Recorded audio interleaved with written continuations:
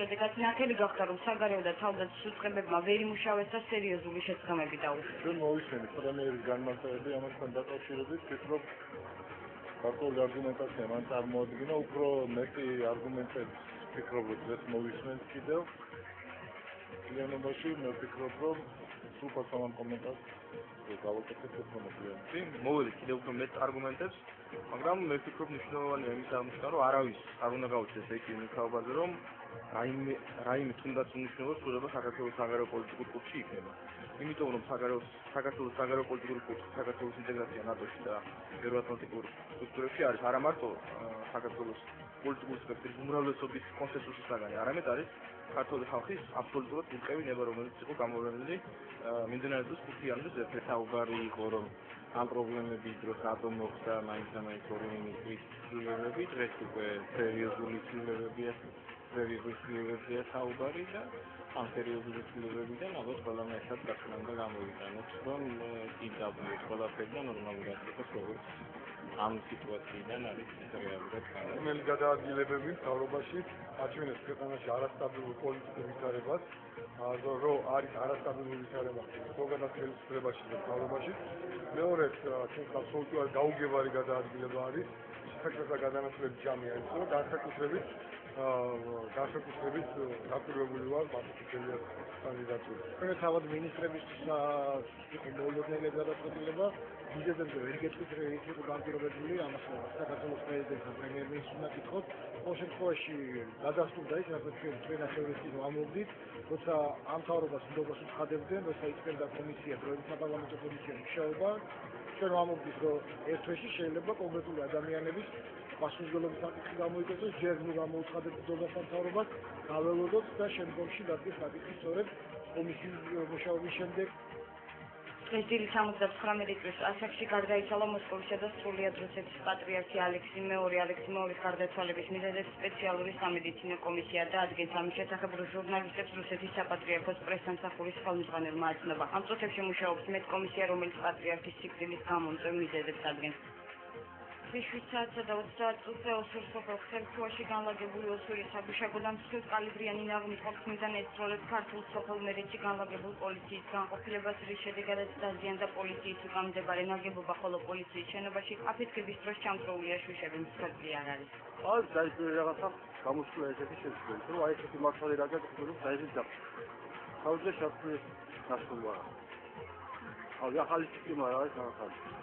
ათი აკდარბას გამოვედი გარეთ, როცა წამოვიდა მთებიდან შრიალი მომეცმა, წამოვიდა სახლმა დაიწყო როგორც სასწორი, ისეთნაირად ხანაობა და დავიძახე შვილობა თავისუფლებს, რომ გამოვედით და უკვე დაბრახუნდა ძლიერი ხმა იყო, ბოლია ვარ და დავიძახე არითა პოლიცია აფეთქეს ხოლმე, გამოვედით კარში და უკვე არ ვიცი დაბნეული ხალხი ვიყავით, გამოვედით კარში. დილას ისეთი ხაური წამოვიდა, რაიმე შვილებს წამოსინეთში დაგუბომბეს და ეგარ. და დაეცაათ, პოლიცია გაბომბეს, გამოვიჩეთით 10 და ბეძზე იმ პოლიციის შენობაზე. ყოველდღე პატრონი არ წავს თითქმის სოფელში. არცადაც არაჩავს ელფნევეთი, რომ წევი წერტილია თუ რა არის თუ გვიწი თუ ბირთი, ხაერთოდ არცად არაჩავს. როდემდე უნდა გაგრძელდეს ეს? ან მთავრობა სადაც ყავს მოგხედოს.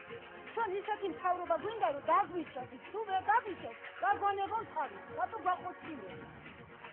ეუთოს საგარეო საქმეთა მინისტრების მე-16 სამიტი, რომელიც ჰელსინკში მიმდინარეობდა, დღეს ოფიციალურად დაიხურა. 152 ქვეყნის საგარეო საქმეთა მინისტრი დაესწრო, მათ შორის საქართველოს საგარეო უწყების ხელმძღვანელი ეკა ტყეშელაშვილი, რომელმაც მინისტერიალზე აღნიშნა, რომ რუსეთის საოკუპაციო ჯარები კვლავ საქართველოს ირჩევიან, მისი თქმით, საქართველო ვერ დაუშვებს, რომ რუსეთის აგრესიის მეორე მსხვერპლის ქვეყნის ეკონომიკა გახდეს.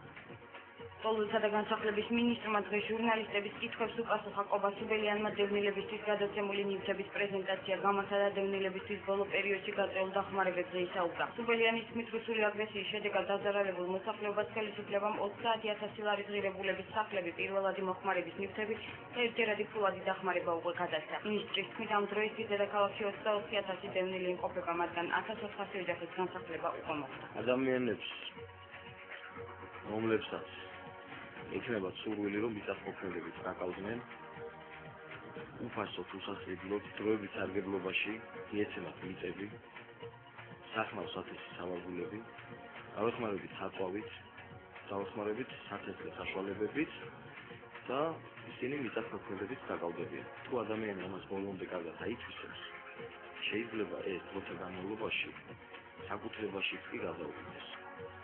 ხასუსვამ ამას რატო? პირდაპირ რო საკუთრებაში მისცე, ძალიან დიდი რისკი არსებობს იმისა, რომ ამის გასვლის საყიდოს და რეალიზაცია დაუდგენელს. მანამდე, სანამ დაუშვათ საკუთარ მოსავალს მოიყვანს, გაეროს სასუსაფო პროგრამა 1 წლის განმავლობაში მათ პროდუქტებით უზრუნველყოფს. რესპუბლიკური პარტიის წევრი ვახტანგ ხმალაძე აგვისტოში საქართველოს ხელისუფლების და ქვეყნის პრეზიდენტის მიხეილ სააკაშვილის მიერ დაშვებულ შეცდომებზე საუბრობს და აცხადებს, რომ იმპიჩმენტის სახით პრეზიდენტის პოლიტიკური პასუხისმგებლობის საკითხი უნდა დადგეს. როგორც დღეს სასტუმრო ამბასადორში დამოუკიდებელ ექსპერტთა კლუბის შეხვედრაზე ხმალაძემ განაცხადა, აგვისტოში საქართველოს ხელისუფლებისა და ქვეყნის პირველი პირის მხრიდან კონსტიტუციის დარღვევა განხორციელდა. კერძოდ, მისი თქმით, 9 აგვისტომდე საქართველოში არც საომარი და არც საგანგებო მდგომარეობა არ გამოცხადებულა მაშინ, როდესაც რუსეთმა საქართველოს შეიარაღებული თავდასხმარება არ ვისწრებს განახორციელა. ჩვენ წავთვალეთ სრული უფლება, რომ გვაქვს სრული უფლება თქვა, რომ მიუხედავად იმისა, როდის მოხდა თავდასხმა, საქმე გვაქვს საქართველოს პრეზიდენტის მიერ კონსტიტუციისა და კანონების უხეშტარებასთან. პრეზიდენტის მოქმედება შეიცავს დანაშაულის ნიშნებს, ეს არის უფლებამოსილების გადამეტება სამხედრო ძალების გამოყენების შემთხვევაში და ამის შედეგად დამდგარი განსაკუთრებით მძიმე შედეგები წარმოშობს პრეზიდენტისთვის პოლიტიკური პასუხისმგებლობის საკითხების უფლება. პოლიტიკური პასუხისმგებლობა დახვევს უფლება იმპიჩმენტის პროცედურის დასრულებას. მოგეხსენებათ, რომ მოქმედ პრეზიდენტს სისხლისამართლების პასუხისმგებლობას ვერ დავაწყობს. ოპოზიციური პარტია ქართული პოლიტიკა ოპოზიციურ პარტიებს საქართველოს ნეიტრალური სტატუსის მინიჭებისთვის მხარდაჭერისკენ მოუწოდებს. პარტიის ლიდერმა გოჩა ფიფიამ დღეს პრესკონფერენცია გამართა და ოპოზიციას ქართული პოლიტიკის მიერ მომზადებული მემორანდუმის მხარდაჭერა სთხოვა. ნეიტრალიტეტი არის ის ერთადერთი გზა, რომელიც თანხმდრია საქართველოს სახელმწიფოს რეალური დამოუკიდებლობის. ხაზგასმით აღნიშნავს 21 საუკუნეში რეგიონში და მსოფლიოში მიმდინარე პროცესებიდან გამომდინარე ყველა პოლიტიკური მეთოდის გამოყენებით უნდა დაიწყოს საქართველოში მოძრაობა, რომელიც ქართულ ხალხს, საქართველოს მოქალაქეებს გააგებინებს მუდმივი ნეიტრალიტეტის